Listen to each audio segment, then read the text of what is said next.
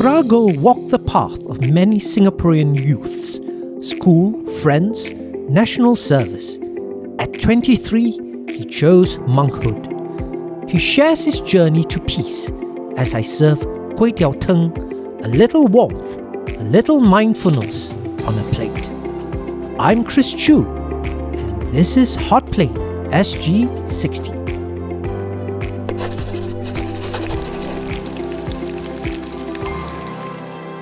Frago, welcome to HOTPLATE SG60. Hi Chris, thank you for welcoming me. I'm very excited to have you here because I'm very interested in Buddhism.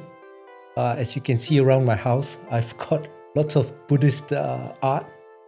Now, is Buddhism a religion?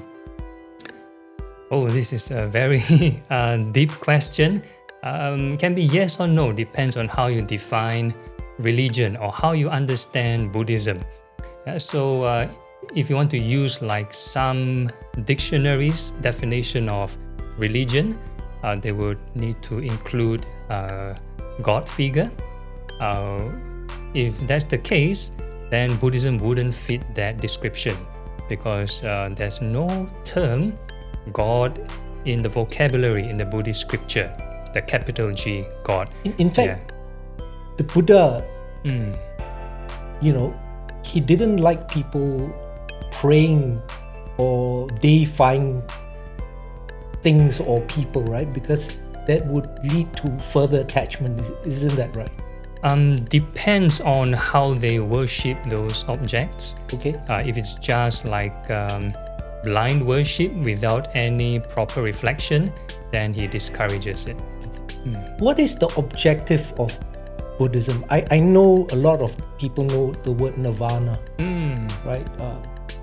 Is that the objective of every Buddhist? Is that? Yeah, that's a very good question. Ultimately, yes. So this nirvana is a Sanskrit word. So in our tradition, we use the Pali word nibbana, same thing, nirvana. Yeah. So it is actually the cessation of craving to find this ultimate happiness. Cessation of craving. So in the tenets of Buddhism, there is the Four Noble Truths, right? Can you tell us what the Four Noble Truths are? Okay, so the Four Noble Truths is actually a problem-solving formula. So the first Noble Truth is actually to identify the problem, which is suffering. It talks about both physical and emotional suffering, but the emphasis is on the 5 clinging aggregates, our cognitive attachment. So that's the problem. So that's the first one. And the second Noble Truth identifies the cause of the problem, which fuels the suffering, which is craving. So that's the cause of the problem. So craving, we are talking about desires. Yes, excessive or unwholesome desires. Yes, so that's the second Noble Truth. So a lot of people think that Buddhism is anti-desire, anti-craving, but in this case, it's specifically to unwholesome kinds of desire. Okay. Then the third Noble Truth talks about there is a solution.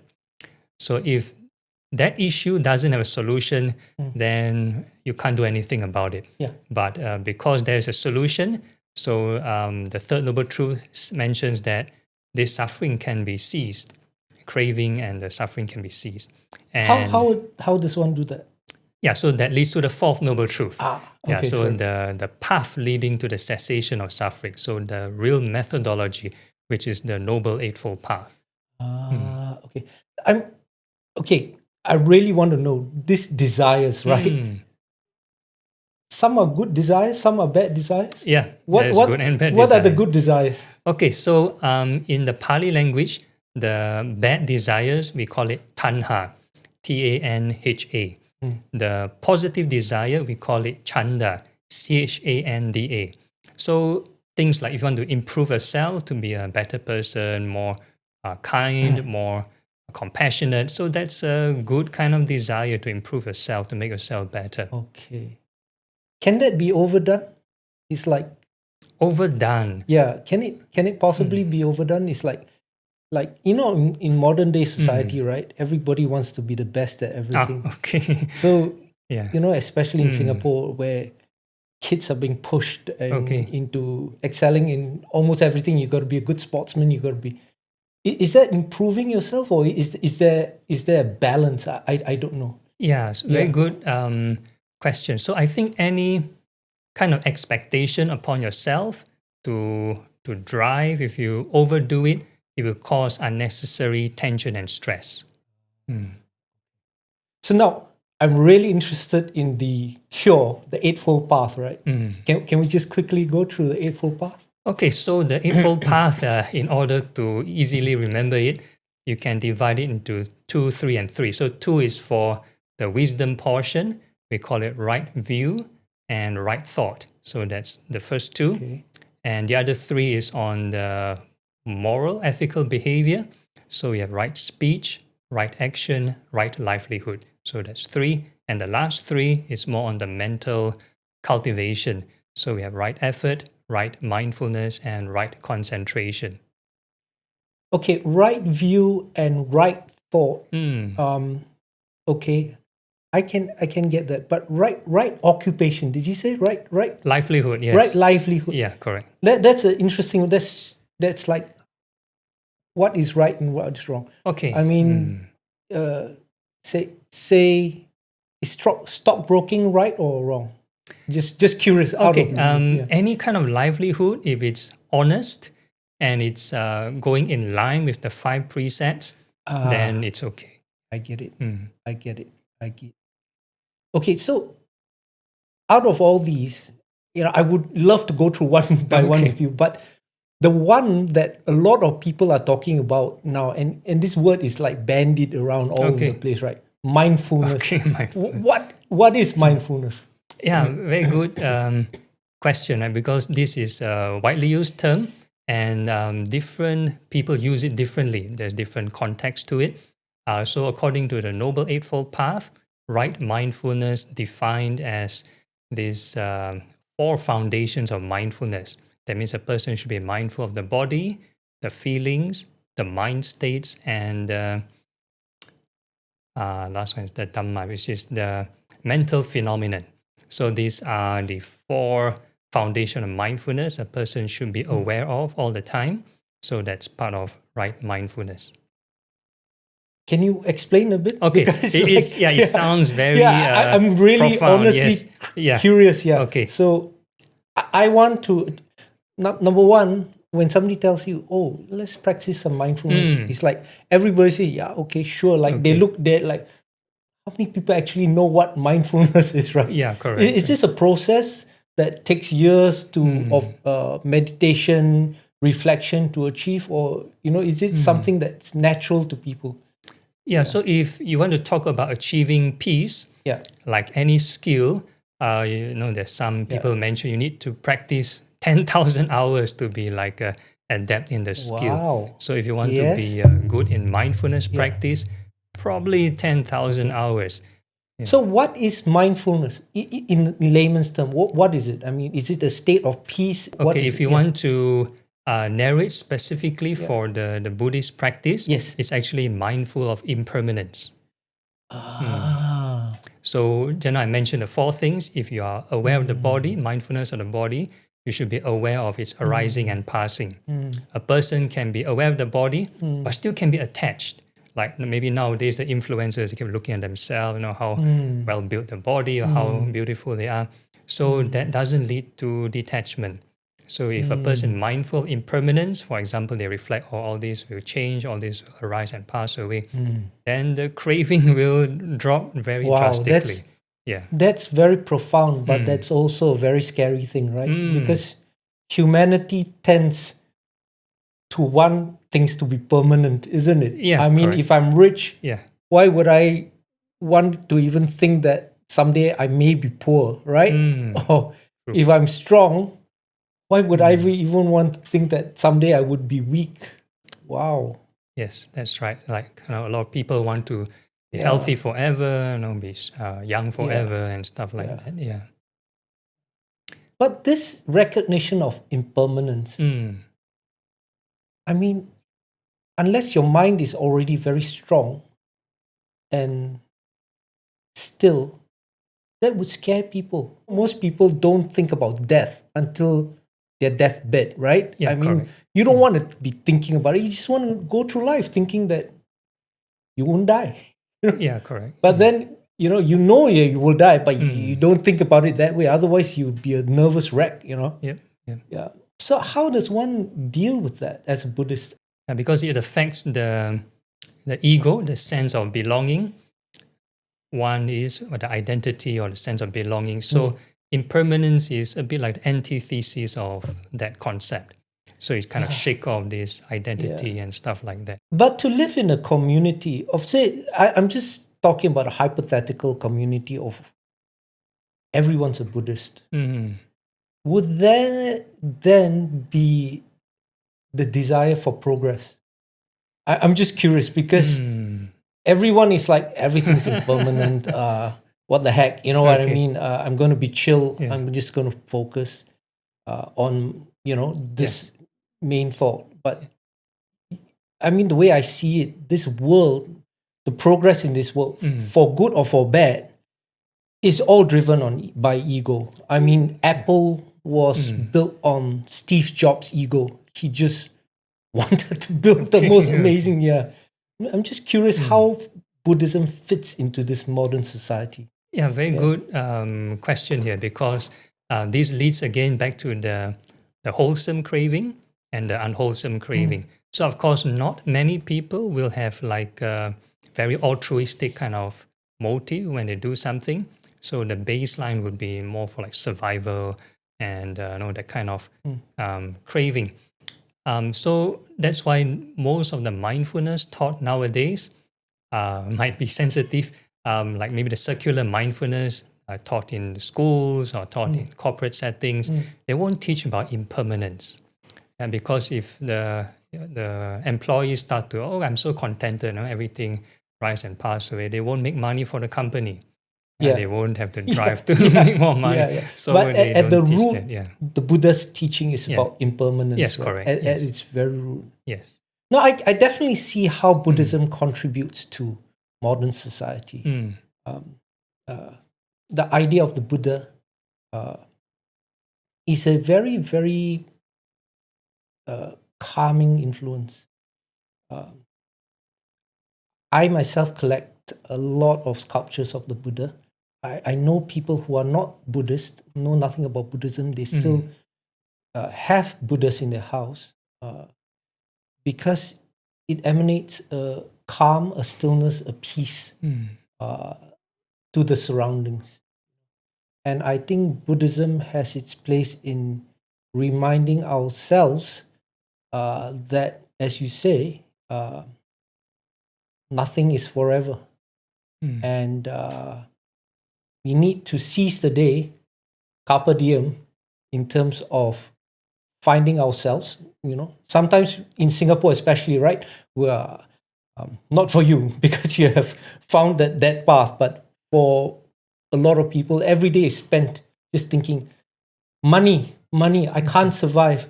Or even though I've made a lot of money, I want more. I'm still worried. I have 5 million in the bank, and some people are still worried about money, right? Yeah. So it's a never-ending cycle of desire, and I guess from desire comes that suffering. Am I right? Yep. Yeah. In a way. How does Buddhism feature in the multi-religious framework of Singapore? We're talking about the interfaith dialogues, of which you are part of. Okay, I think when a person is like in this line of work or this occupation as a religious clergy, it's quite inevitable where devotees or congregants will approach you and ask you questions about practices of other faiths. Yeah. Now, whether, how come we do this and how come they do that? Is it the same? Is it different? Who's correct? So they have these kind of things. Why would a Buddhist devotee, right? They are interested. They have asked you questions about, say, Islam or Christianity, or is it a cross reference, or I think what would they ask? It is very common for people to have stereotypes or sweeping Yeah. kind of misconceptions about some other faith. For example, we talk about the concept of God. In Buddhist scripture, there's no specific term, the capital G, God.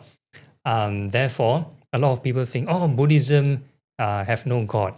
So I always joke to my interfaith friends, those with the monotheistic faiths. I say, okay, people with the monotheistic religions, Yeah. they are God-fearing people, right? That means they Yes. listen to the instructions of God. So they say, yeah, correct.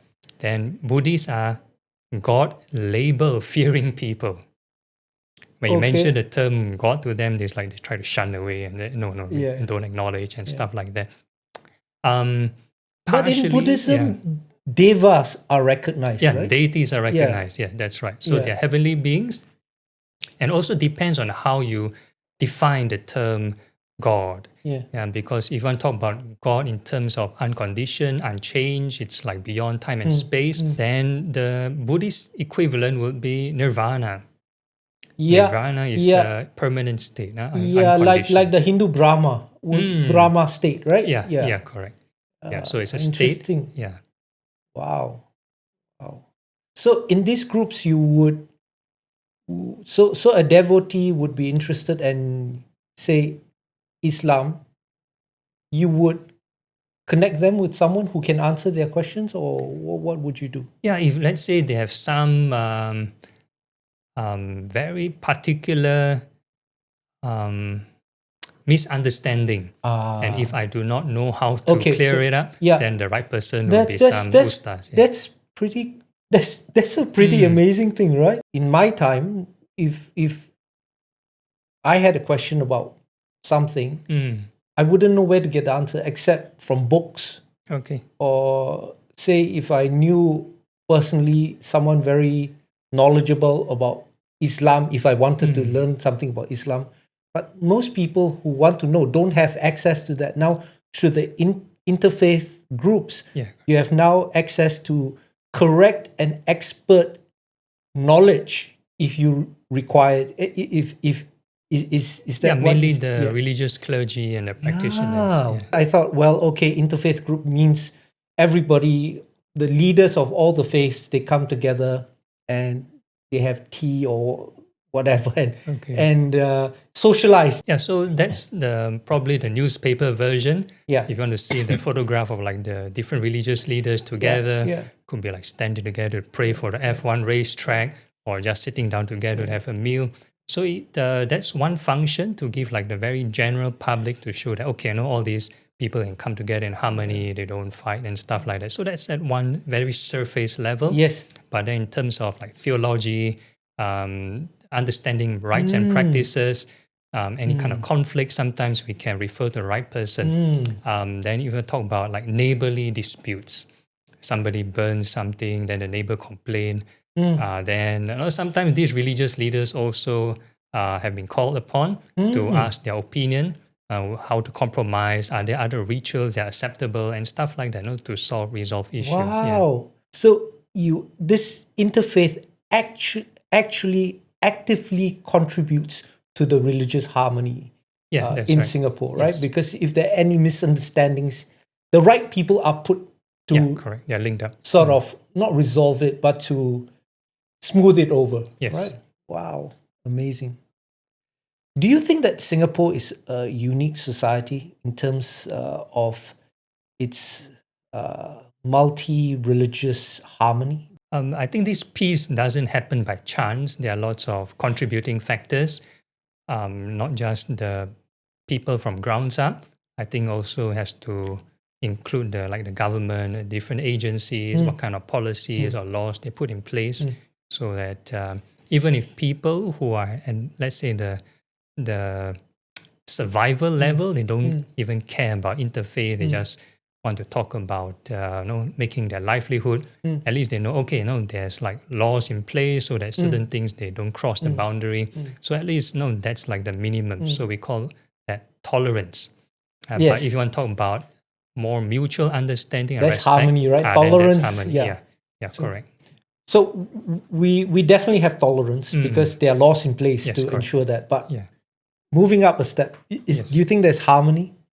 Not all, I would say certain segments of society there is, because again, it's got to do with prioritization of our time and the interest and stuff like that. What are the 5 precepts for the layman? So the 5 precepts are actually some moral ethical guidelines. So the first one, to abstain from killing. The second one, abstain from, or rather refrain from stealing. And the third one, refrain from sexual misconduct.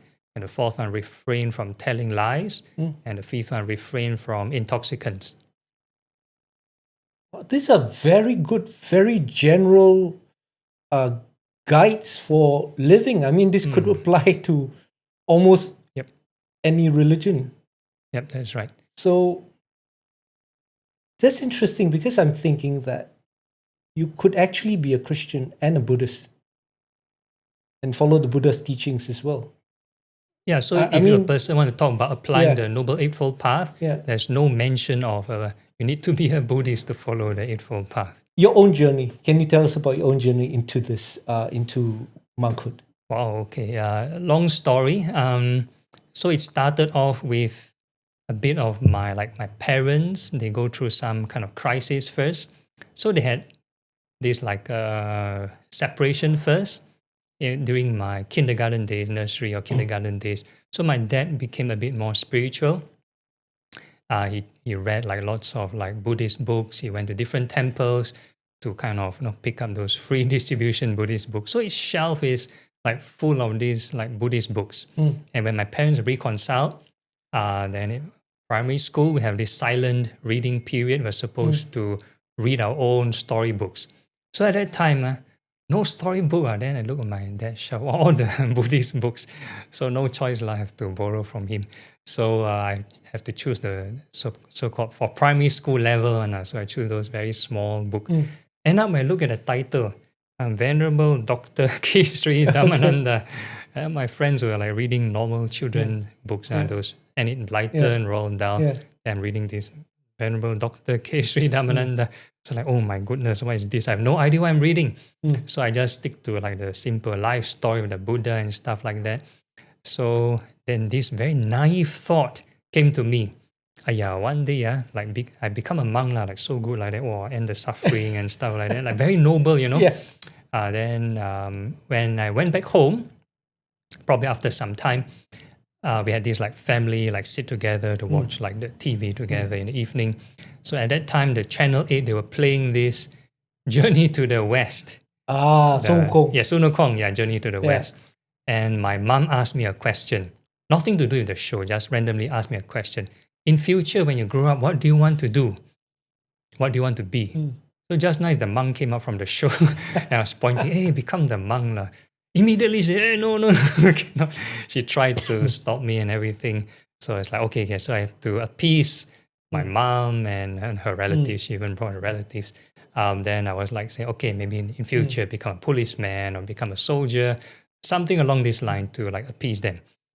So as the years go by, in secondary school, after 1998, there's this economic crisis and kind of make my parents' relationship kind of not so good again. Somehow they were quarreling and asking, going for divorce and stuff like that. And that affected my grades a lot. I was supposedly the top student in class. I have scholarships every year. And then it kind of hit me. My grades dropped, everything dropped. So it's almost the end of the world kind of scenario. And at that time, the society was promoting the 5 C's to be happy. Okay. The cash, the credit card, the club, and all those. Yeah. So I think it's still around somewhere, hiding somewhere. Right? Yeah, correct. Yeah. So because of this economic crisis, my dad's business almost went broke. So it kind of made me think, hey, you need cash to be happy, man. See, that also very fast come and go. Then sometimes people pressure you. You need to find the other half to be happy. Your better half to be happy. Then you say, hey, my parents also like that. Wow, they don't want divorce already. So it kind of made me reorientate my direction. And at that point of time, I was so fortunate I didn't meet up any gangsters. Because that was probably the at-risk youth kind of period. So I end up back to the Buddhist books. And later on, I was introduced to this Sri Lankan style of meditation. Yes. And then it kind of snowballed from there. Thank you so much for that conversation. I mean, Okay. a lot of my own personal questions were answered by you. All right. Yes, this is your army days, right? Oh, Which yeah. one is you? I can't recognize. Yeah, it's all green. Huh? So Yeah. there's the BMT. So Yeah. I'm the one at the front row, Yeah, the middle right. middle right. So So, if I were to use yeah, a pointer, yeah. it'll be down here. Or camouflage, so you Okay. can't really see the Okay. face clearly. All right. And this one, you're playing in where? This was like a Vesak Day performance at this Nian, in front of the Nian Okay. city. So that time we were into this Buddhist hymns, like Buddhist songs. Yeah.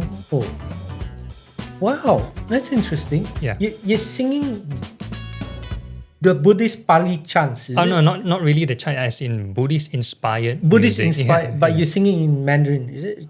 English mostly. There's English, Mandarin. Yeah. Wow, I didn't know that. I thought, I mean, I know there are lots of groups, Christian groups that sing. Yep. I didn't know there were Buddhists. Yep. And this? Oh, this was the interfaith kind of photo. So how many faiths roughly were represented here? I mean, Wow, just how many curious. faiths? I think quite a number. So we have probably have a Hindu here. We have this guy from Baha'i faith. Baha'i as Yeah, well. Baha'i, Wow, yeah. that's Yeah, so we have quite a mixture. Yeah. Okay. So this is one of the photos when I was in Malaysia. There was a retreat quite recently only. Okay. Mm. And what do you teach at your retreats? Meditation or mindfulness? Yeah, meditation, Okay. mindfulness, loving kindness. Yeah. Actually, what is loving kindness? That's another term that I'm curious about. Yeah, so loving kindness is the wish for all beings to be well and happy. Wow. It's like universal friendliness or goodwill. No, all these Buddhist teachings are very simple, but Mm. they're very difficult to achieve. Yeah, not easy. Yes. I mean, Mm. wow, loving kindness. So, I guess if you're a true Buddhist, you have no enemies, right? Yeah, that's Because not really true. Not really Yeah. true though. Although internally we do not sort of make enemies, but externally sometimes due to karmic conditions, people may not like us. So I would normally take So the you Buddha would- as you the would- example. you would, Buddha, right? Yeah. You would also extend your loving kindness to your enemies. All Quote- beings, yes. All beings. Yes. That's tough. Yep. It's Mm. tough. At least my secondary school mates. So we had this post-secondary school meetup and gathering. Yeah. So this is Dr. Maliki. Yeah. So he's the interfaith advisor to Buddhist Youth Network. Can you tell us about is that your alms bowl? What is Yeah, this? correct. That's the alms bowl. Yeah. It's a gorgeous object. When do you get it? What's the history behind the bowl? I mean, generally, I know that Buddha carried this alms bowl, correct. right? Yeah. The alms bowl is actually to collect food. So that's our means of livelihood. So we follow the tradition during the Buddha's time. Okay. So they had to go for alms round where they bring the bowl to the town or the village and people will put food inside. So do you still do this? Yes. Is it- Yes. Wow. What do you do in Singapore? I mean, just curious. I know in Thailand it's a big correct. thing, right? But in Yeah. Singapore, yeah. We have this practice where we kind of stand like in front of the coffee shop or the food centers and then people will put food inside. So there are personally a few kind of benefits for this. First is to remind ourselves that our whole livelihood is dependent on others. Mm. So we cannot wayang and slack off and say, okay, I can do whatever I want. Actually, no, all these, your survival is dependent on others. So you kind of need to remind yourself that, okay, you need to put in work to practice, improve yourself spiritually so that these so-called food donations won't go to waste. That's fantastic. I have only one final request. You know the chant, the Namo Tatsa, right? Okay. What does it mean? And can you teach me how to recite it properly?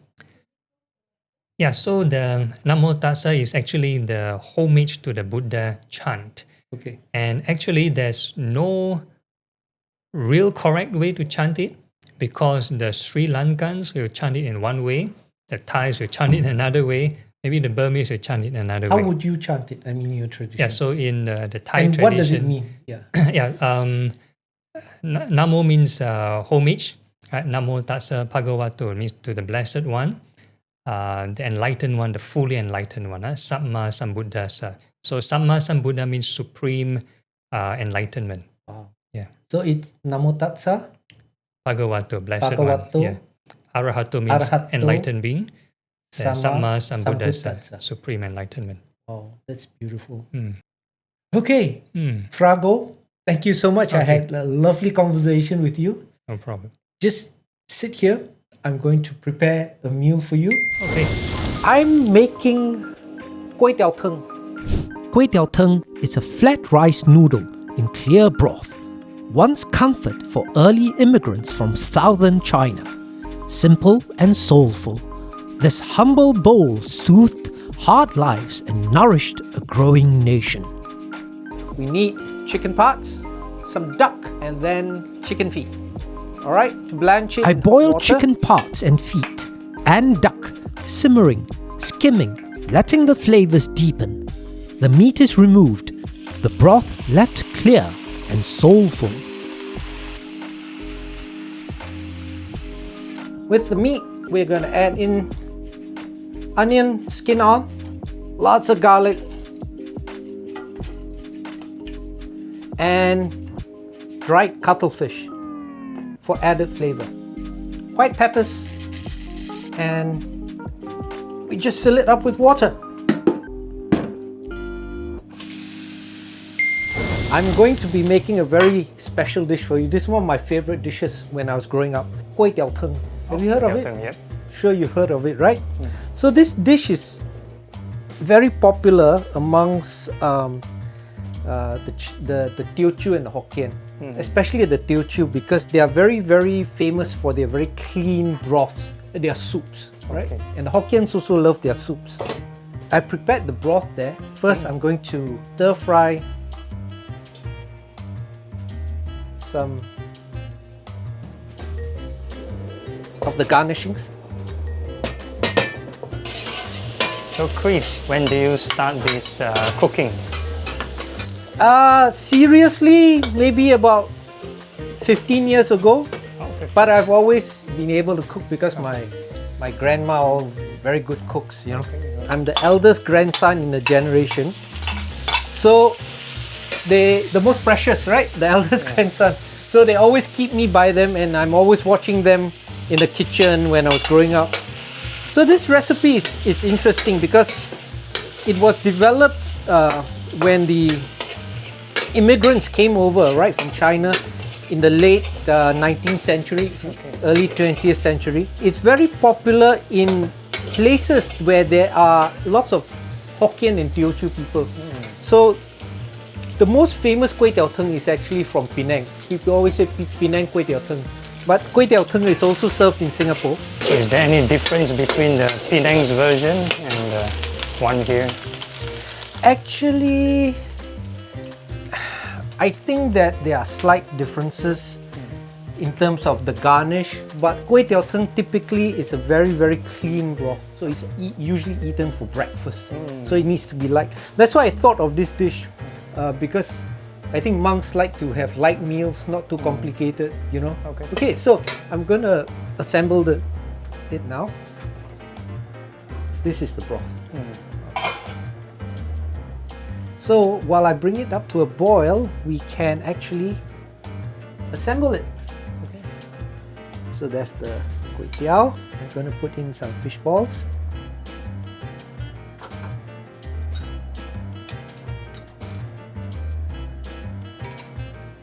Some fish cake. Taoge. Then we wait for the soup and we just pour it in, and then we put in the rest of the garnishes. This is a mixture of duck and chicken. Just a bit.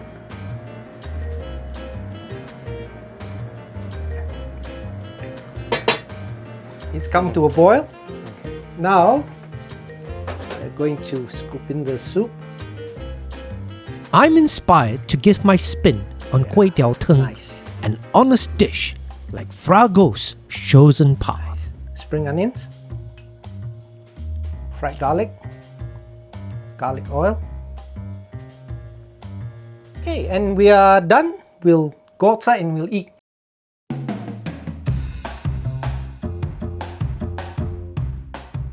Frago, please enjoy your Kway Teng. Give it a good stir first. Mix everything up first. Okay, thank you, Chris, for cooking up this dish. Yes, please. I had such a great conversation with you. I was just like sort of giving the history of how this dish came about in my own interpretation.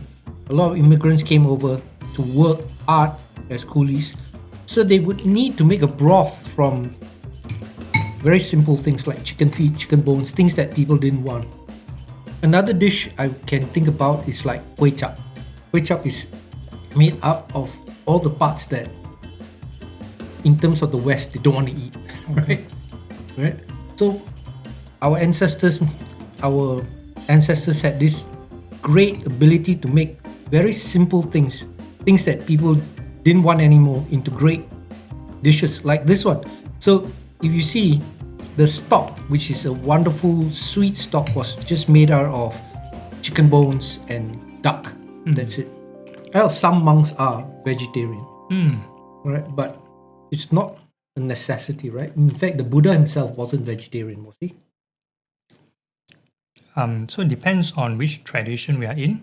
So in the Theravada tradition, where we still practice the arms round, so the vegetarian option is optional.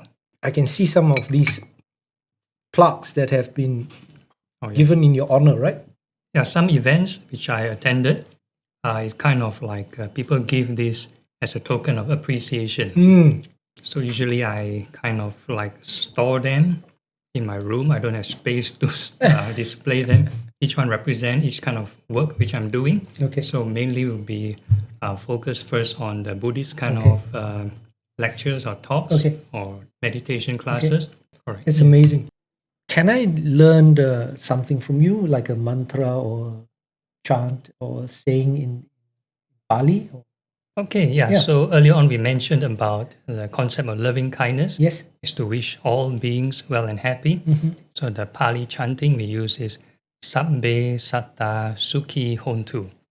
Sabbe Satta Sukhi Hontu. Sabbe Satta Sukhi Hontu.